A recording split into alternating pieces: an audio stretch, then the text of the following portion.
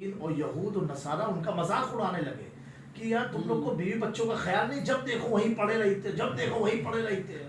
تو آپ لوگ کہتے تھے کہ ایک بار تم میرے آقا کی محفل میں تم اور آ جاؤ، پھر ہم تم سے پوچھیں گے بھوک کا احساس ہے، پانی پینے کا ہے، سمجھے؟ تو یہ آپ صلی اللہ علیہ وسلم کی محفل کی برکت ہوا کرتی ہے۔ آپ صلی اللہ علیہ وسلم بھی ان کو کہتے رہے جاؤ، وہ کہتے رہے نہیں، سبحان اللہ، ہاں ہمیں نہیں جانا ہے۔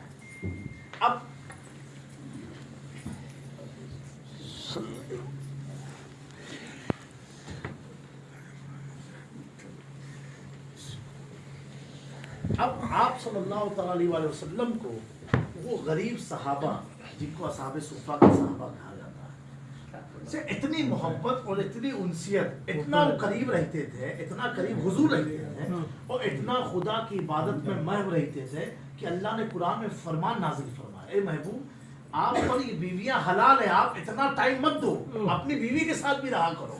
اب آپ اندازہ لگاؤ اللہ ان کو یاد دلا رہا ہے کہ آپ اپنی بیوی کے ساتھ بھی رہو، یعنی اس طرح سے محبت بن گئی تھی۔ تو اب یہ اصحاب صفہ اور دوسرے جو صحابہ تھے ان میں فرق اتنا تھا کہ اصحاب صفہ جیسے حضور پاک صلی اللہ علیہ وسلم کا بال کٹنے والا ہے تو سب ہاتھ لگاتے ہیں کہ کوئی بال زمین پر نہ گرے، جبکہ قرآن میں کہیں نہیں آیا ہے، حدیث میں کہیں نہیں آیا ہے۔ وضو کو فرماتے رہے تو صحابہ کرام، کون صحابہ جو اصحاب صفہ پر بیٹھتے تھے، اس پانی کا قطرہ زمین پر گرنے نہیں دیتے تھے۔ اسی لیے روایت میں بخاری جتنی بھی حدیث کی کتابیں ہیں ان میں جتنے صحابہ ہیں زیادہ تر، جیسے حضرت ابو ہریرہ، حضرت عمر، حضرت مولا کائنات سے جتنی حدیث مروی ہے، اس سارے صحابہ صحاب صفہ کے ہیں، کوئی باہر کا نہیں ہے، کیونکہ وہ ہمیشہ ہر چیز دیکھتے تھے، ہر چیز دیکھتے تھے۔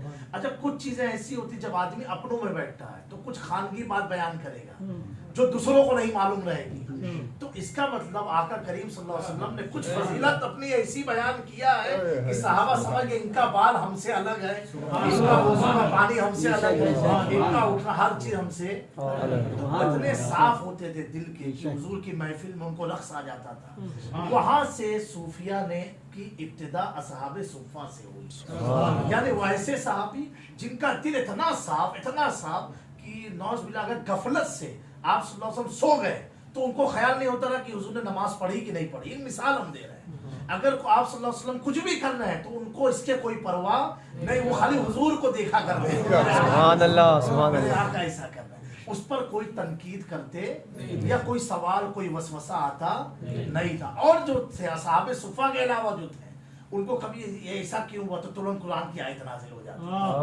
وہ ایسے کیوں گئے تو ترنت قرآن کی آیت نازل ہو جاتی۔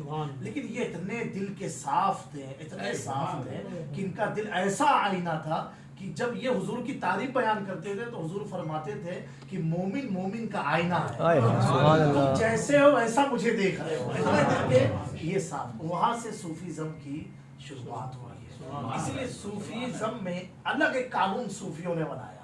جیسے حضور مخدوم پاک فرماتے ہیں اگر کوئی شخص اپنے پیر کے تعلق سے تھوڑی سی بھی غلط فہمی پیدا کر لیا گویا کہ وہ مرتد ہو گیا۔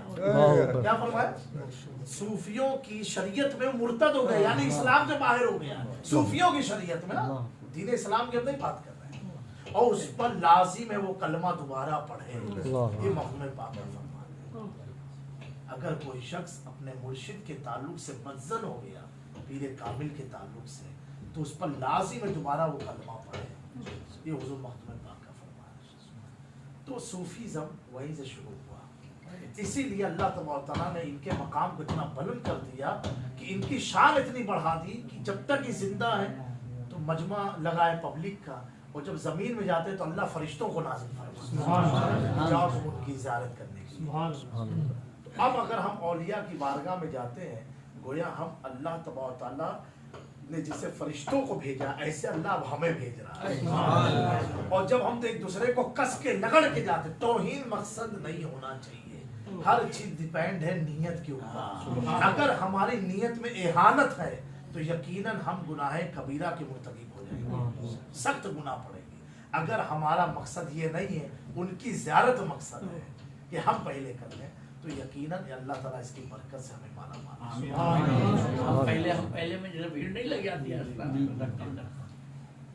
وہ بالکل درست ہے، اس میں کوئی जिसे उलमा कलाम करते हैं कि कलाम सुन्नी आलिम के बात है कि मज़ार का तवाफ नहीं करना चाहिए, जो औलिया अल्लाह की मज़ार का तवाफ नहीं करना चाहिए।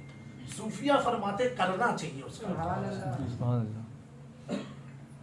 अब क्यों, जिसे वही कि अब जिसे आपने किसी को अपना मुर्शिद कामिल बनाया, तो अगर आपने उनमें कोई चीज़ ऐसी देखी जो आपने पहले कभी नहीं देखी हो, देख मिसाल के तौर पर अल्लाह की नेमत से रहमत से अगर आपने उस वक्त हुजूर का जलवा देख लिया, अब आप क्या करेंगे? तवाफी आप शुरू कर देंगे। तो सूफिया के सामने अल्लाह तबारक तआला सारे हिजाबात के पर्दों को हटा देता है। इतनी अल्लाह उनसे मोहब्बत, क्योंकि वो इश्क में, तभी मखदूम पाक से पूछा कि हजरत आलिम लोग जो है खुदा को नहीं जान पाते हैं, उसकी मार्फत नहीं हासिल कर पाते हैं, और सूफी लोग जो है मार्फत इनको मिल जाती है, ऐसी वजह क्या है? तो मखदूम पाक फरमाते हैं कि अल्लाह ताला ने कुरान में फरमाया वला युहीतूना बिही इल्मा, कि अल्लाह की जात को इल्म से कोई समझ नहीं सकता। समझे? तो आलिम लोग जो है अपने इल्म से समझना चाहिए, और सूफिया जो है अपने इश्क से खुदा की मार्फत हासिल करना। निगाह वली में तासीर, यानी उनकी निगाह जहाँ पड़ जाती है तो हम वो चीज देख लेते हैं जो आदमी तसव्वुर भी नहीं कर सकता। और सिर्फ अपनों को नहीं, सूफिया का तो वलियों का तो ये मामला, एक तो अपनों को करा देना, ये तो बहुत आसान है। अगर आप मेरे मुरीद हो, हम आंख बंद करो, आपको कुछ दिखा, हाँ दिखा, नहीं दिखा तो भी आंखों में दिखा, क्योंकि आप अपने हो। लेकिन कुर्बान जाओ, अल्लाह ताला अपने वलियों से कितनी मोहब्बत फरमाता है कि जो अल्लाह के भी नहीं थे, लेकिन मखदूम पाक ने आंख बंद कराया, सबको काशी दिखा दी और कलमा पढ़वाया, फिर पहले दिखाया फिर कलमा पढ़वाया। तो सूफी लोग कहाँ से है? असहाबे सूफा के जो सहाबा थे, उनके अमल को देख करके सूफियों ने एक कानून बनाया कि ये चीज ऐसी होनी चाहिए, ऐसे होना चाहिए। वो कभी एतराज करते, मोहब्बत सबके लिए।